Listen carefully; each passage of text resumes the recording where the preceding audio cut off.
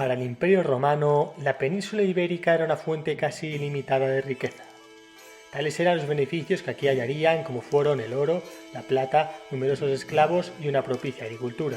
El volumen de principales productos típicos romanos que se cosechaban en la propia Hispania era desbordante. Hablamos de productos tales como el aceite de oliva, el famoso garum, una salsa de pescado, y, cómo no, la gran producción vinícola. La producción era inmensa, lo cual era posible establecer un gran comercio con Italia. En definitiva, la rentabilidad de las tierras era muy elevada, por tanto un gran territorio a ser conquistado por la grandiosa Roma por todos los medios posibles que estuvieran en sus manos.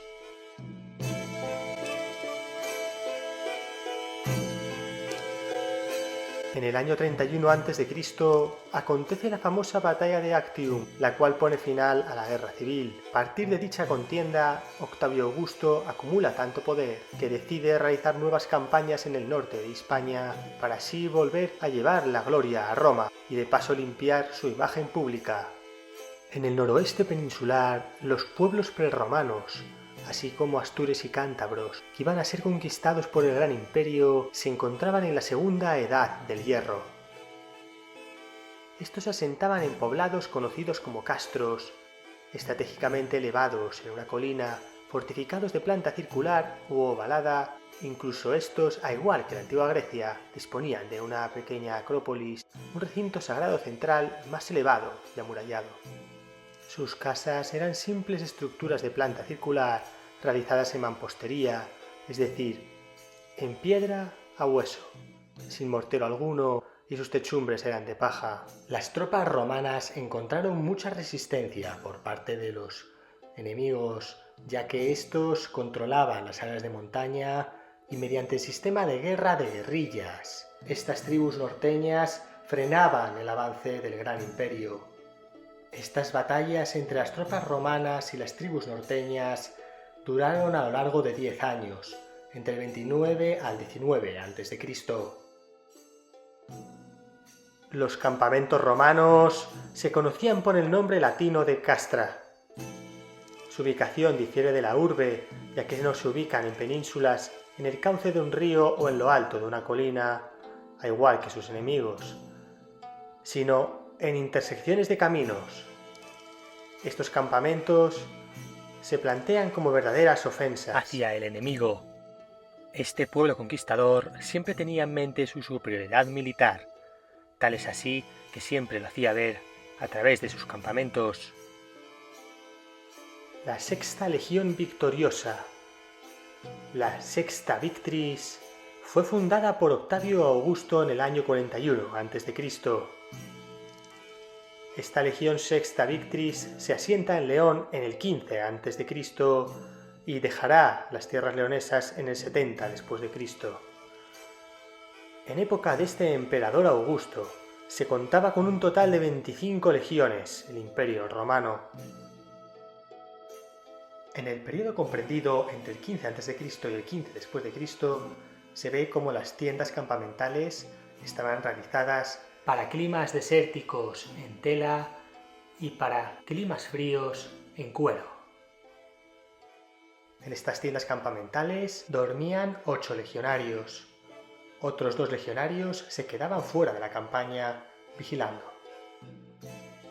En el 15 después de Cristo, en tiempos del emperador Tiberio, se ve una clara reforma del campamento de la Legio Sexta Victris. Los barracones son pétreos y sus murallas de parapetos de madera están protegidas por ambos lados por terraplenes, tetepes o caespites.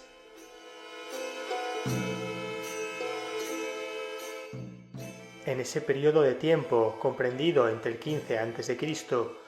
hasta el 68 después de Cristo, la Legión Sexta Victris dedicará a sus hombres a administrar el estratégico territorio del noroeste y a controlar las explotaciones de oro cercanas, las minas de oro de las Médulas, donde llegarán a trabajar 80.000 personas.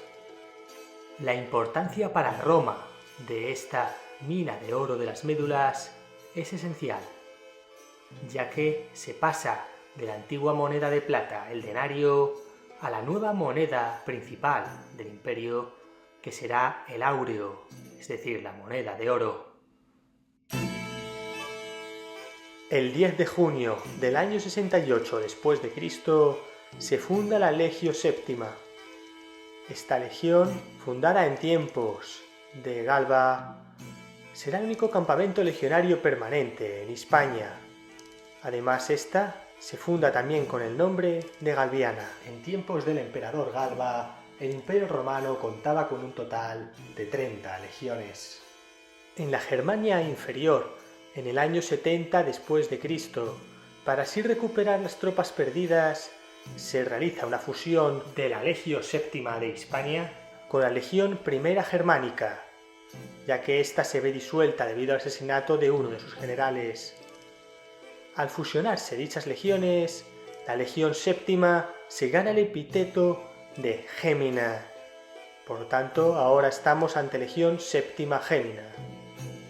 Más tarde, en el 73 después de Cristo, fue enviada a la Germania Superior, donde se gana el segundo título de Félix, la Afortunada, que muy pocas legiones obtuvieron. Durante el reinado de Trajano, del 98 al 117 después de Cristo, es el periodo en el cual el Imperio Romano alcanza su máxima extensión, llevando sus fronteras a los 4 puntos cardinales de la tierra conocida. Este famoso emperador nació en Hispania, en Itálica, en la actual Sevilla. Este es famoso porque fue legado de la Legio Séptima entre el 86 y el 89 después de Cristo. En ese mismo año, la Legio Séptima Gémina aplastó con éxito en la Germania inferior la revuelta de Antonio Saturnino. Ya en el siglo II, en tiempos del emperador Adriano, fueron enviados a Britania.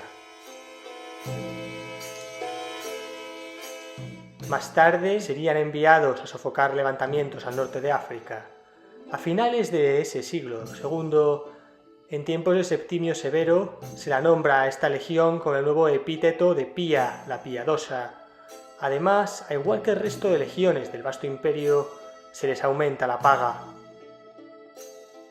En definitiva, la configuración total de esta legión en cuanto a todos sus títulos obtenidos, su nombre completo es el siguiente: Legio Séptima Gémina Pía Félix.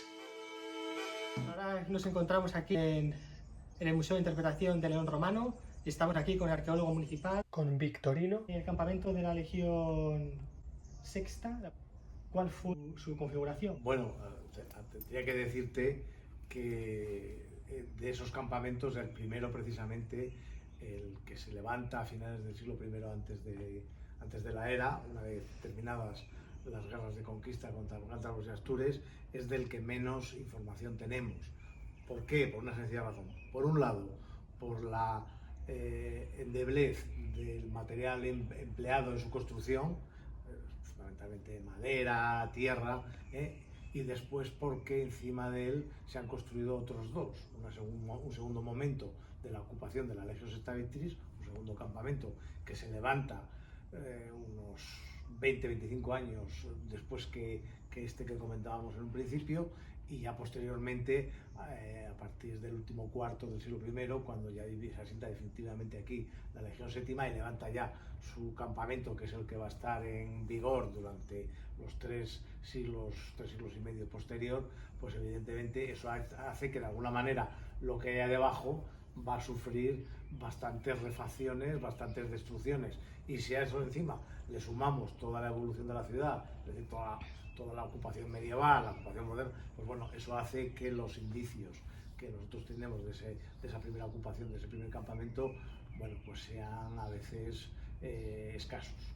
Pero bueno, sabemos que es un campamento cuya fortificación, cuyas defensas son en madera y tierra, y que las construcciones interiores, como sucede en otros muchos yacimientos, en otros muchos campamentos de esta época augustea, pues son construcciones en madera, con lo cual vuelvo a repetir con lo que decía antes, esos rastros que quedan una vez que esas estructuras, esas edificaciones se destruyen, pues a veces son escasos. Ahora, por favor, enséñanos las diferentes fases de la muralla. Bien, aquí tendríamos dos maquetas en las que se representan los sistemas defensivos levantados por la Legión Sexta en sus respectivos campamentos.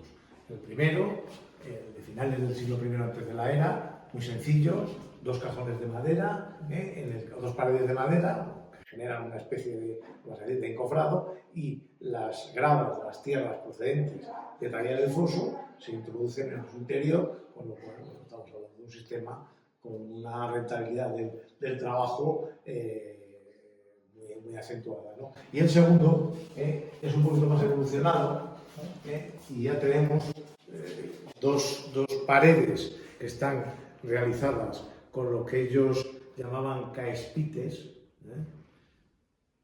y su interior se rellena con tierras, en este caso procedentes incluso de vertidos que se han generado en el propio interior del edificio. Este sistema constructivo ellos lo llamaban el murus caespiticius, o caespiticius, organizado por caespites, que nos puede sonar algo como raro, pero si a caespites le quitamos la hélice, cespites, y ya se nos parece bastante más a lo que en realidad, o con lo que en realidad estuvo construido, que era con trozos o fragmentos de cepillones, de césped, que se cortaban con unas palas especiales y se iban amontonando uno encima de otro y generaban estos muros que después se coronaban con un parapeto de madera. Y al interior a mí se produce un cambio radical de lo que es las construcciones. Ya desaparecen las construcciones exclusivamente en madera y ya empieza a petrificarse de alguna manera el campamento. Ya empiezan zócalos de piedra, alzados de tapía al adobe, combinados con madera, en fin, hay un cambio sustancial que nos permite reconocer muy bien esa fase. Y ahora vamos a pasar a ver una maqueta de esta Legio Séptima Gemina que llegó en 68 después de Cristo. Sí, aquí lo que se encuentra representado en esta maqueta sería el tercer sistema defensivo que se localiza en León, de época romana, y en este caso sería el primero levantado por la Legión Séptima a su llegada a lo que es hoy la actual ciudad de León, ¿no? Aquí ya vemos cambios sustanciales con respecto a lo que comentábamos antes de los campamentos de la Legión Sexta. Aquí ya se produce una petrificación, al menos de parte de las defensas, es decir, de ese muro exterior que tiene aproximadamente 1,80 m de anchura, que tiene un paramento de pequeños sillares de opus vitatum, y después un relleno de opus caementicium, de hormigón romano, y lo que aparece por detrás es ese terraplén característico de este sistema y de esta época, ¿no? Este tipo de construcciones no solo hay que mirar para León, hay que mirar para otros campamentos que hay a lo largo y que jalonan todo lo que son fundamentalmente las fronteras romanas, y los paralelos son absolutamente similares. Es decir, aquí no se está haciendo nada que no se está haciendo en otros sitios, ¿no? Lo que sí que es verdad es que es de los primeros ejemplos que hoy conocemos de campamentos legionarios ya en piedra, lo que son sus sistemas defensivos. Esta es la configuración espacial del campamento de la Legio Séptima. Observamos la muralla alto imperial.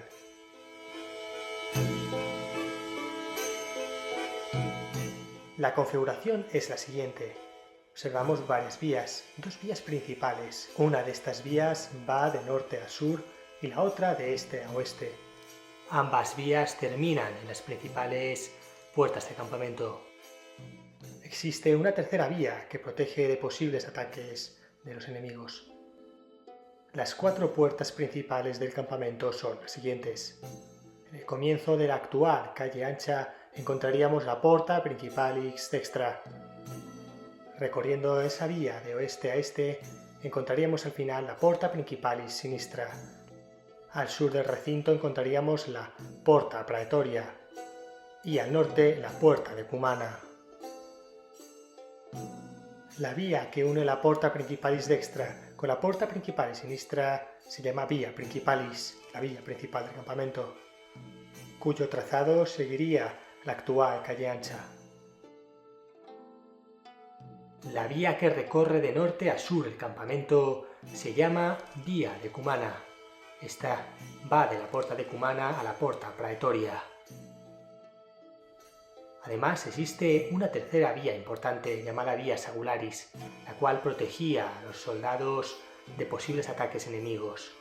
Esta contaba con una anchura de 40 metros. Esta rodeaba perimetralmente el interior del campamento. La vía que transcurría de la Porta Praetoria a los Principia se llamaba Vía Praetoria. El centro neurálgico de un campamento romano eran los Principia, es decir, el cuartel general. Este era el centro administrativo, religioso y judicial. Al este de los Principia, cercanas a la puerta principal y sinistra, se ven las instalaciones termales.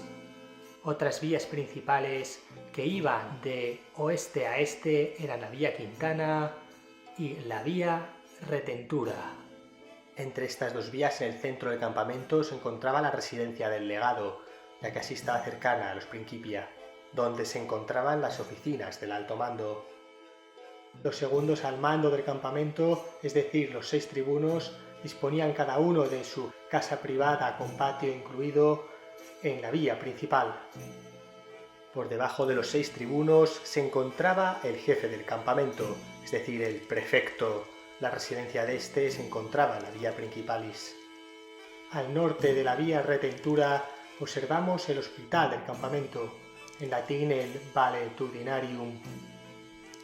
Al noreste del campamento, cercano a la puerta de Cumana, observamos el gran edificio de los talleres. Al lado de ese edificio de los talleres observamos cómo existían unos graneros. Observamos aquí de color marrón oscuro los establos del campamento. Estos establos no solamente dormían los caballos, sino también los bueyes. Como observamos en el color rojo, vemos todos los barracones, es decir, las residencias donde dormían los legionarios y los centuriones. Como observamos en color verde oscuro, todas las residencias del personal del campamento, los cuales se dedicaban a velar por el buen mantenimiento del mismo. A extramuros, en el ángulo suroeste del campamento, se construyó un gran anfiteatro para capacidad de un total de 5.000 espectadores. También, como no, observamos como en el exterior, rodeando todo el campamento, existían diversas casas de la población civil, todas ellas disponían de sus respectivas huertas.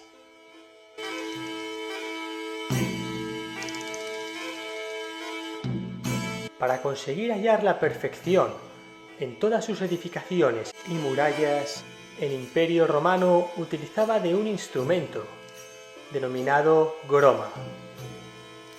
Este también se denominaba cruz del topógrafo. Estaba este conformado por una vara de apoyo, un brazo que rotaba y el groma propiamente dicho, con forma de cruz.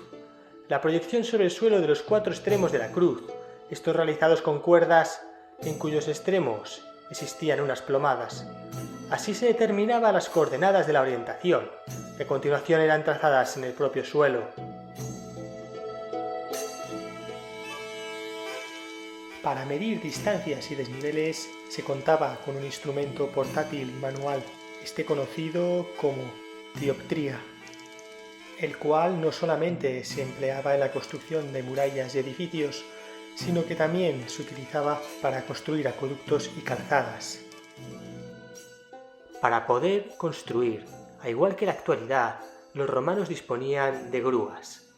Estas antiguas grúas, unas grúas rudimentarias, pero eficaces, denominadas en latín majus tympanum, disponían de una rueda donde entraban 2 operarios que la hacían rotar y así podían elevar el material de construcción.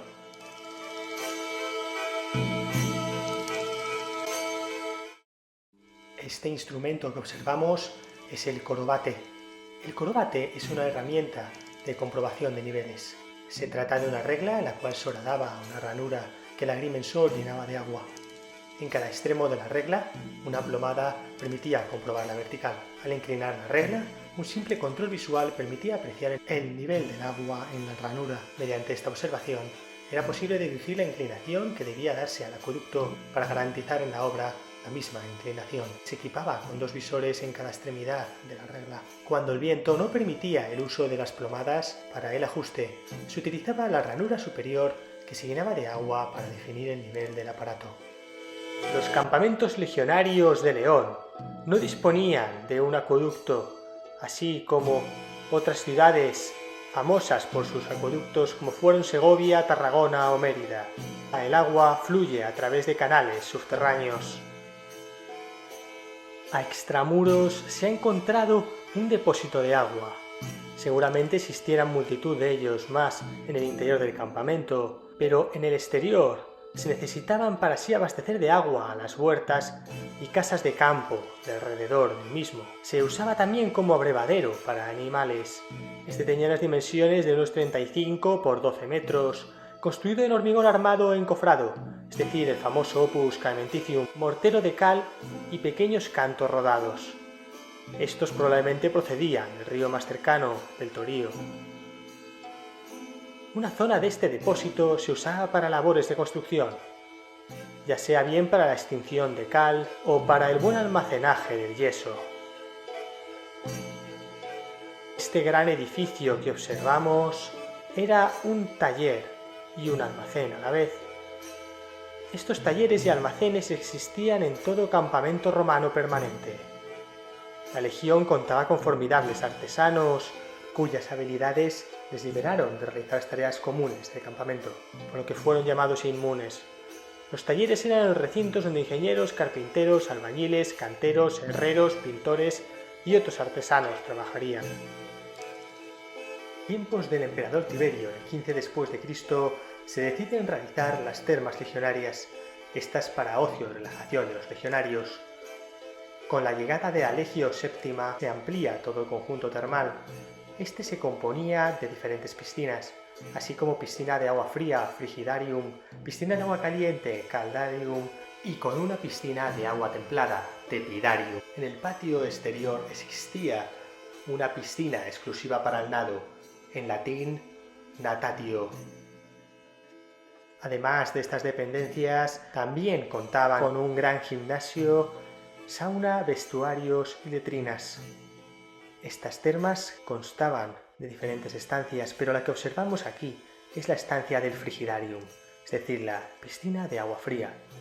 Más tarde, con la llegada de Alegio VII, se ve cómo se construye en este espacio unas letrinas.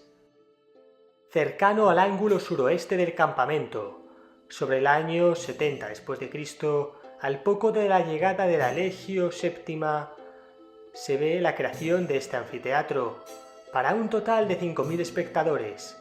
Se calcula su diámetro en torno a los 50 a los 90 metros. El hallazgo más relevante arqueológico que se conserva hasta la actualidad es la larga galería curva con cubierta abovedada. Esta galería curva, en la que se soportaba toda la estructura realizada en madera, es decir, todo el graderío, estaba construida con sillares de caliza y arenisca. A finales del siglo III cae en desuso. Se ve cómo se desmantelan partes que eran esenciales para el refuerzo estructural de las bóvedas de cañón.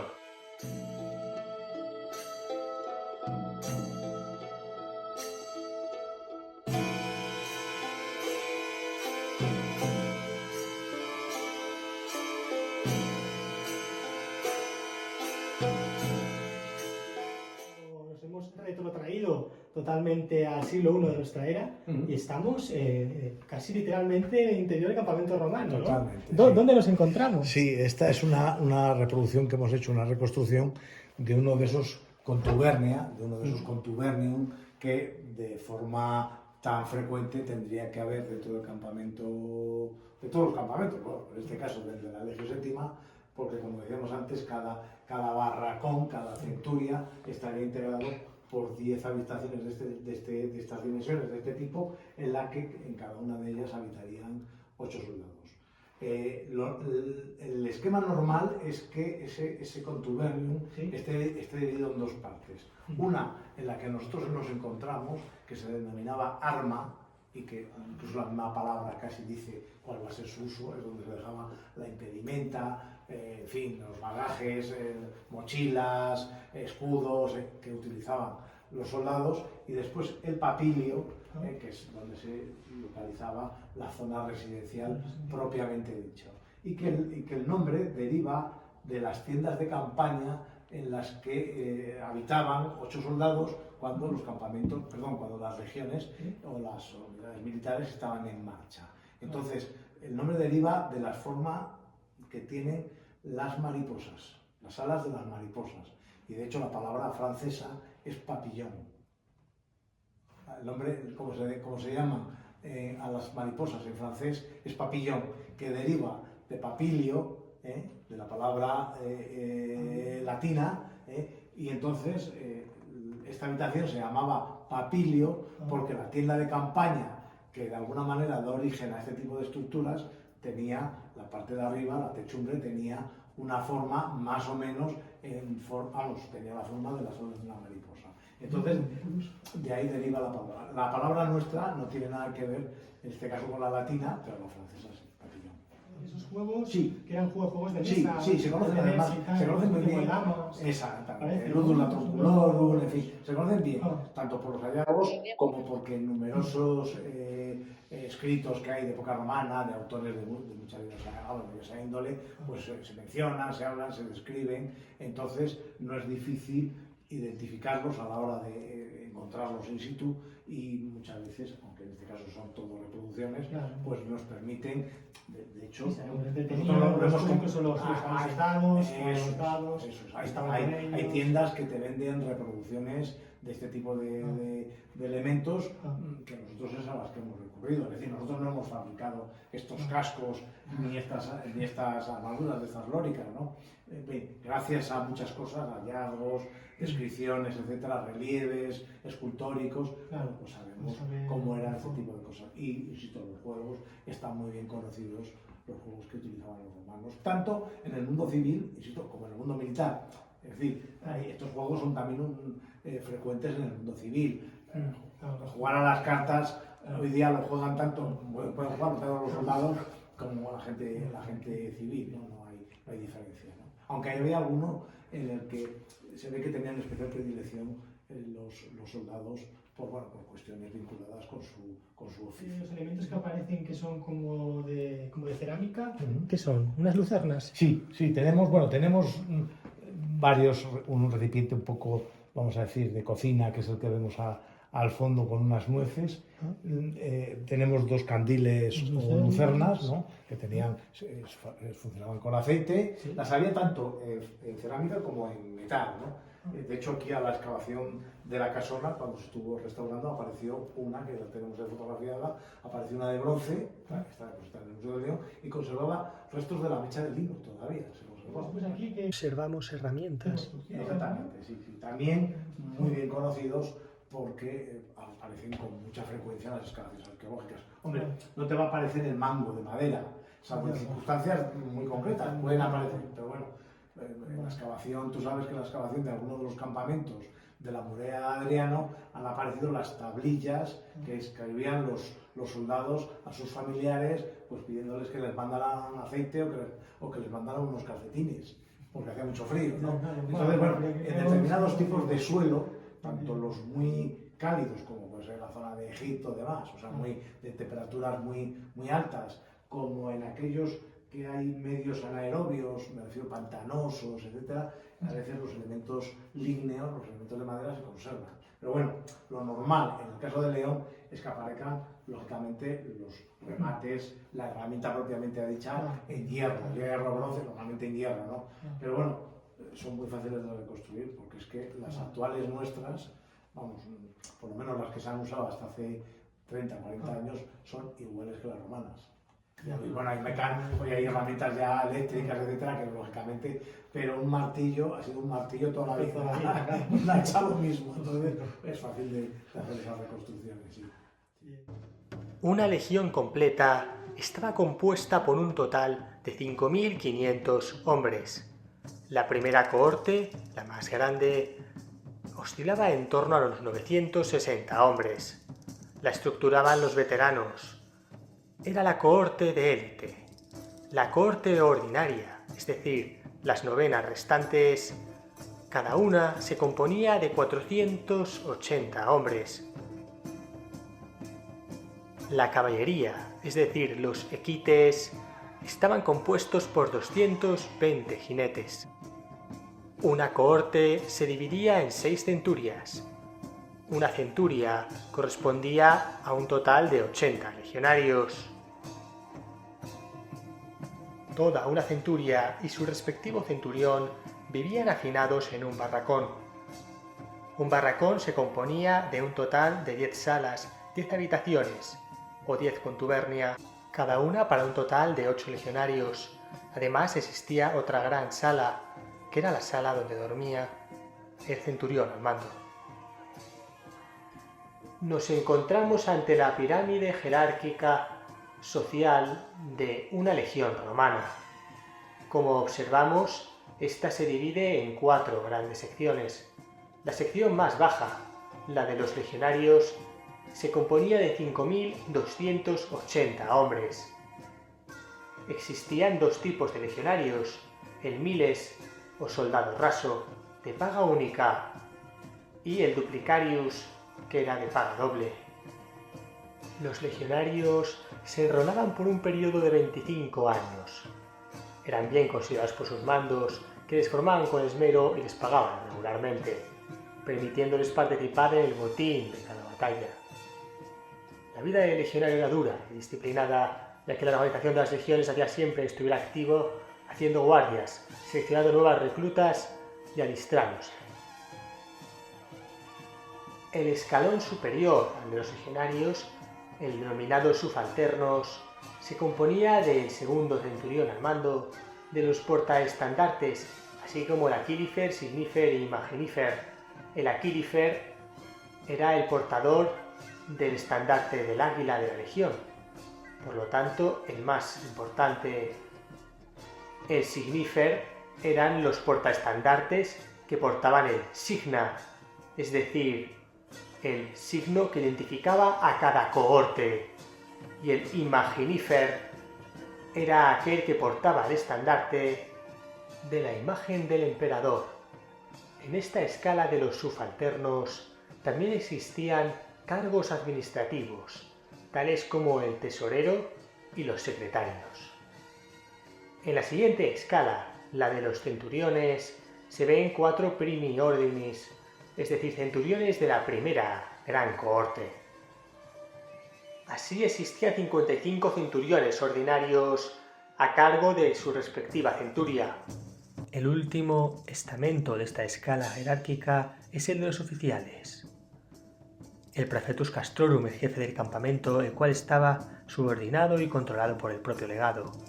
Y por encima de este se encontraban los 6 tribunos, los cuales eran los secretarios del legado, y que gracias a ser aristócratas algún día podían optar a ser legados de un campamento. El más alto cargo al mando, es decir, el legado, el cual encontramos en la cúspide de la pirámide jerárquica. El estandarte del águila incluye emblemas sagrados, escudos e insignias. En su parte superior el águila, símbolo del poder de Roma. Esta era la representación zoomorfa del dios principal del panteón romano, Júpiter.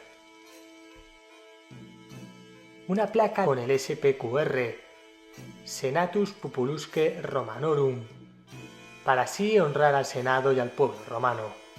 Otra placa con el nombre y el perfil del emperador del momento, y más abajo otra placa con el nombre de la legión y el número de la misma. Su custodia estaba a cargo de la primera cohorte de la legión y jamás abandonaba el campamento si no era junto a toda la legión.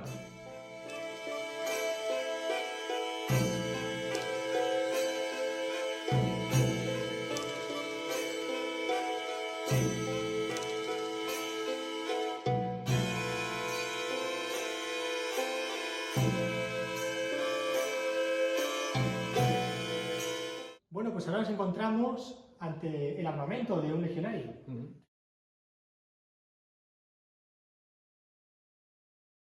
En esta especie de panoplia que nosotros hemos reproducido en el centro de interpretación, se encuentran algunas de las armas. Hay que tener en cuenta que el ejército romano tiene una dilatadísima proyección en el tiempo y, lógicamente, las armas van a ir evolucionando a lo largo de todas esas etapas. Nosotros aquí hemos representado el armamento del soldado alto imperial, es decir, de entre finales del siglo I a.C.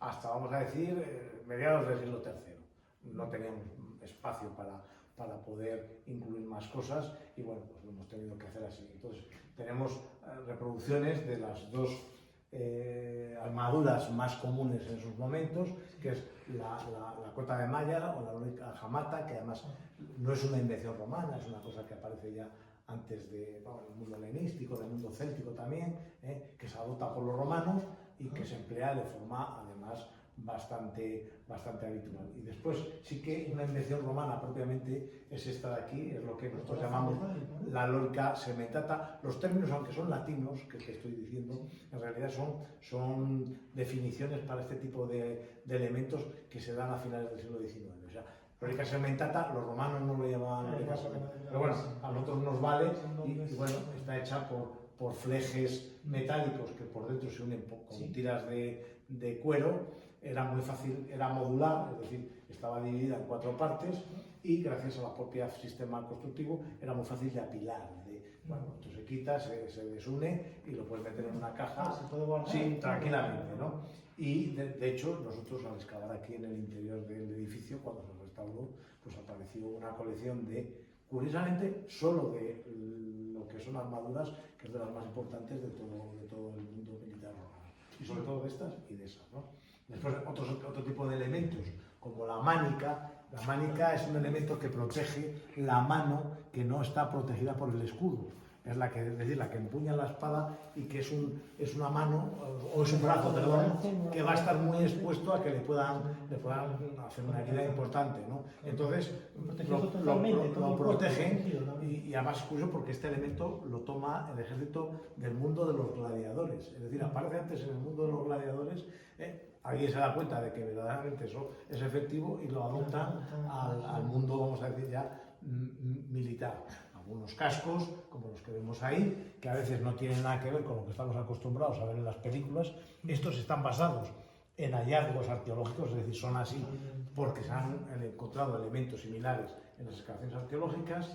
Esta especie de jabalina, que es el pilum, que es muy frecuente también el hallazgo, no tanto del mástil de madera, por lo que decíamos antes, pero bueno, sí de lo que es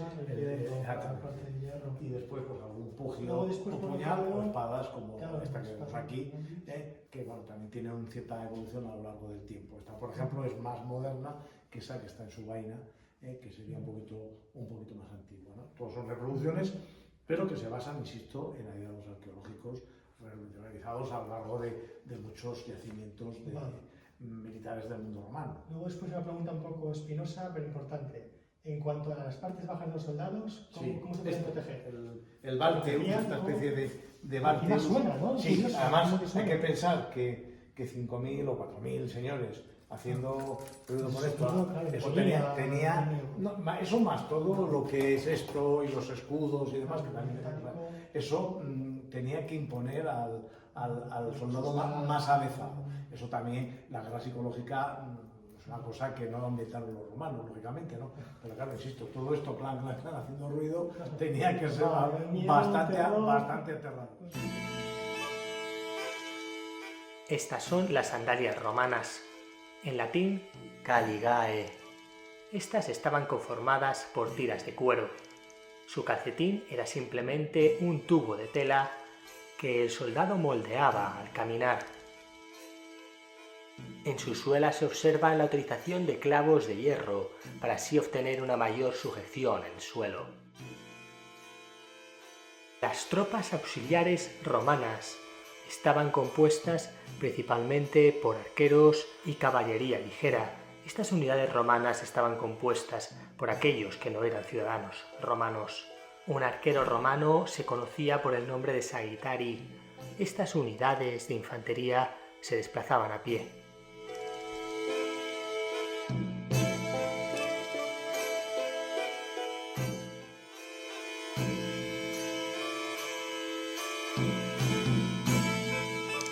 Cuando los soldados descansaban de las batallas, sus escudos disponían de fundas.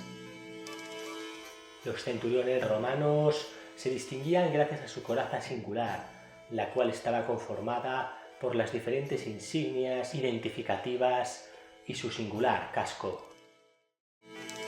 Tenemos constancia de un general de la Legio VII, el cual vivió en la segunda mitad del siglo III. Se trata de San Marcelo.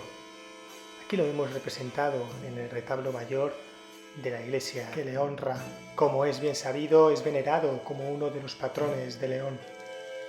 En el año 298 después de Cristo, en época del emperador Diocleciano, fue condenado a muerte por decapitación debido a que se negó a ofrecer sacrificios a los dioses. Fue martirizado en la ciudad de Tánger, en África. San Marcelo se casó con Santa Noña y con esta tuvo unos 12 hijos, todos ellos mártires, llamados Claudio, Luperco, Victorio, Facundo, Primitivo, Emeterio, Celedonio, Servando, Germano, Fausto, Januario y Marcial. Aquí observamos la coraza de un tribuno o de un legado. En esta coraza en relieve se observa el símbolo del poder de Roma, es decir, el águila, y más abajo un león, símbolo del coraje.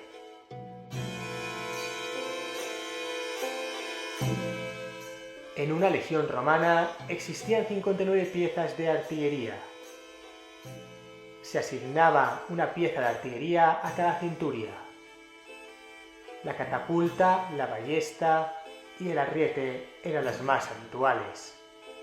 En el caso hispano, solamente se llegaba a utilizar la ballesta y el arriete cuando eran necesarios. La catapulta no se utilizaba debido a que esta era incómoda por sus grandes dimensiones para poder transportarla por la difícil orografía del territorio hispano. Una catapulta podía disparar rocas incendiarias de hasta 70 kilos, piedras y trozos de hierro, para destruir así los elementos defensivos de sus enemigos.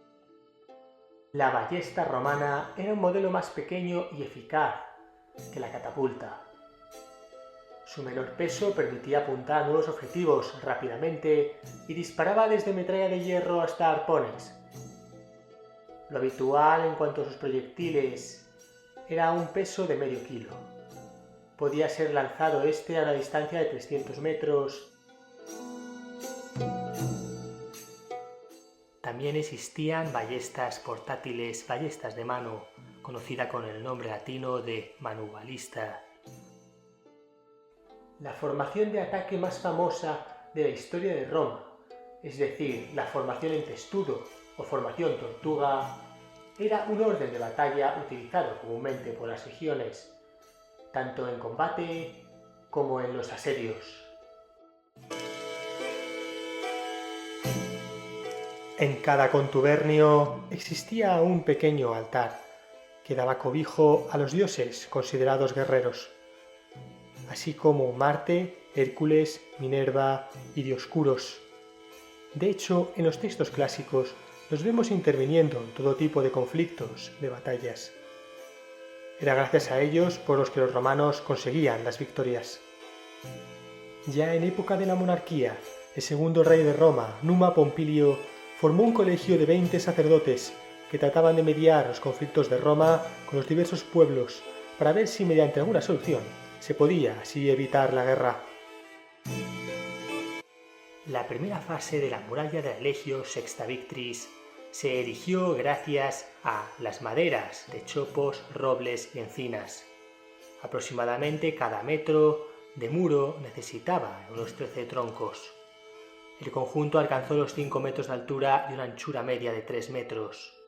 En el 15 después de Cristo, en época Julio-Claudia, en época del emperador Tiberio, se construye la siguiente fase de muralla a unos 20 metros adelantada de la anterior. Esta muralla consta de 2 parapetos de madera cuyo núcleo está rellenado con la tierra extraída de los fosos.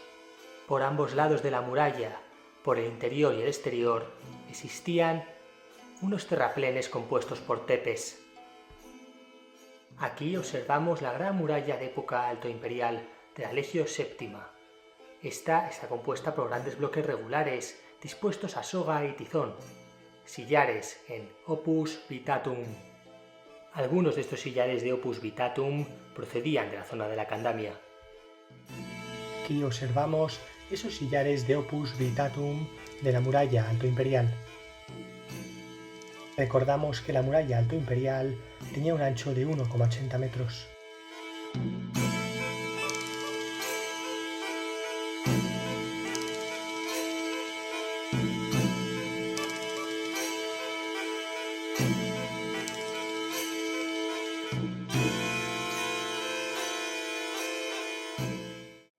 Nos encontramos ante la segunda fase que construye la Legio VII en León. Esta data de finales del siglo III e inicios del IV. A diferencia de la anterior muralla del siglo I, esta llega a los 10 metros de altura, cuando la anterior tan solo llegaba a los 8 metros. Esta muralla bajo imperial, durante los siglos posteriores, sufrió de reparaciones y reconstrucciones en época medieval y en la Edad Moderna. Esta es realizada mediante la técnica del opus caementicium, es decir, se componía de mortero de cal y grandes cantos rodados. Esta tenía más de 5 metros de anchura y sus torres semicirculares sobresalían de la línea de la muralla en torno a unos 6,6 metros.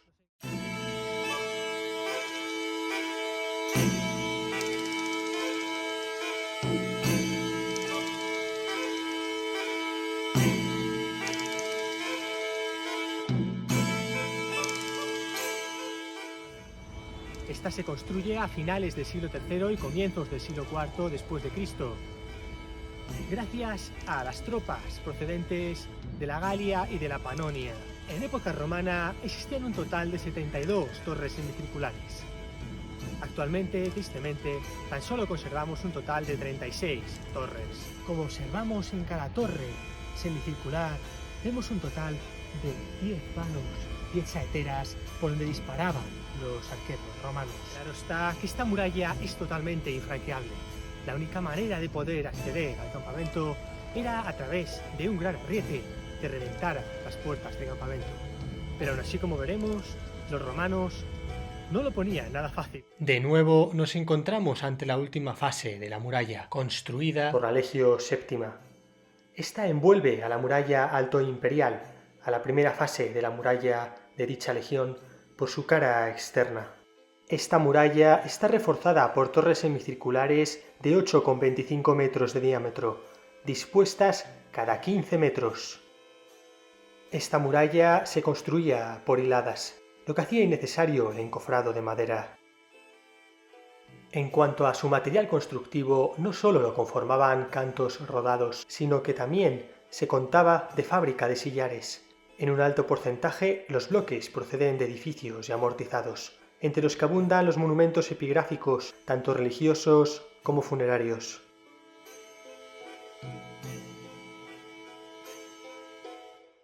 El motivo inicial de la construcción de una segunda fase por la Legio VII es debido a la crisis del siglo III.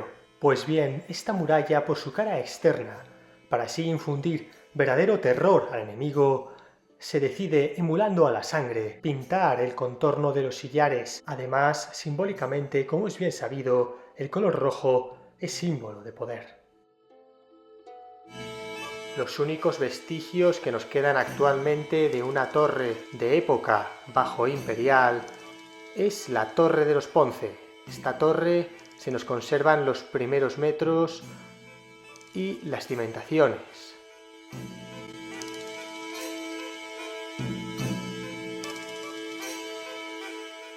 Estamos ante una de las puertas del campamento, una de las 4 puertas de acceso. Esta es la Porta Principalis Sinistra. Esta puerta principal izquierda es la puerta mejor conservada hasta la actualidad. Observamos en planta la Porta Principalis Sinistra. Está construida alrededor 70 después de Cristo. Como observamos, esta consta de diferentes estancias, para así dar cobijo a los soldados, y como posee de unas 4 puertas, tanto por la línea de muralla exterior como por la interior. En tiempos de la crisis del siglo III, con la entrada de los bárbaros a las fronteras del imperio, se observa cómo se eliminan varias dependencias de las puertas para así contribuir a la construcción de la nueva muralla tardo-imperial.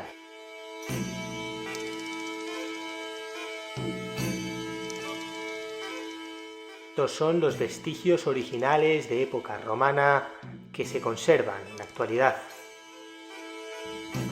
Al sur del campamento se encontraba la Porta Praetoria, la cual daba acceso a la Vía Praetoria. Esta acababa en los Principia, es decir, el cuartel general del campamento. Todas las puertas del campamento seguían la misma configuración espacial.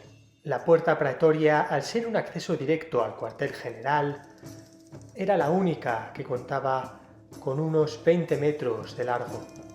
Todas las demás tan solo llegaban a los 17 metros.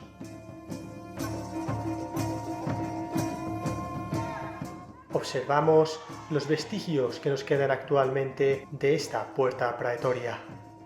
Todas las puertas que daban acceso al campamento, las 4, estaban conformadas con grandes sillares de arenisca y caliza.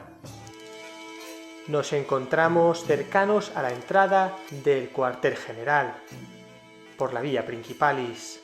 Este cuartel general, denominado en latín Principia, era el lugar donde se encontraba la sala de juntas, las oficinas del legado, la sala del tesoro y, como no, la basílica principal del campamento. Y la única, ya que en esta basílica se encontraba una representación del dios Marte, la imagen del emperador y el águila de la legión. Estos son los restos que observamos que quedan actualmente del cuartel general de la legión. Pues bien, estos restos están perfectamente conservados y en plena armonía con el restaurante Via Principalis. No solo existían poblaciones alrededor del propio campamento, sino que al sur de este encontramos, más allá del río Torío, un asentamiento civil denominado Ad Legionem, que significa junto a la legio. Ad Legionem iniciaría su andadura temporal a lo largo del tercer cuarto del siglo I después de Cristo, en concreto desde el 68 después de Cristo, a la vez que se funda la Legio Séptima. Se caracteriza por una falta de planificación formal, como resultado de un crecimiento de carácter orgánico, lejos del trazado ortogonal que define a las ciudades romanas. Las excavaciones arqueológicas que se llevaron a cabo en Puente Castro dieron a conocer un total de 5 ínsulas, es decir, 5 bloques de viviendas. Obviamente se desconoce la altura y el número de plantas que podían tener estas ínsulas. Los bloques de vivienda romanos podían llegar a tener hasta 5 plantas. Se hallaron zonas de molinería, incluso un pequeño centro médico donde se hallaron restos arqueológicos de instrumentos de cirugía. Las pocas veces que los soldados podían salir del propio campamento era en patrullas, generalmente de unos 10 soldados, para recoger el tributo en las poblaciones cercanas. Las poblaciones autóctonas de la península ibérica debían entregar, tal y como ordenaba la ley romana, un tributo, generalmente compuesto de grano y cereal, para así contribuir al mantenimiento de las legiones romanas. Alrededor del campamento romano se han hallado un total de 18 asentamientos, donde la legión realizaba prácticas para futuras batallas. Este gran imperio romano, esta enorme civilización romana, que transfirió no solamente su lenguaje, su manera de vivir y sus creencias, sino que también, como hemos podido ver, su arquitectura, su ingeniería, sus vías de comunicación.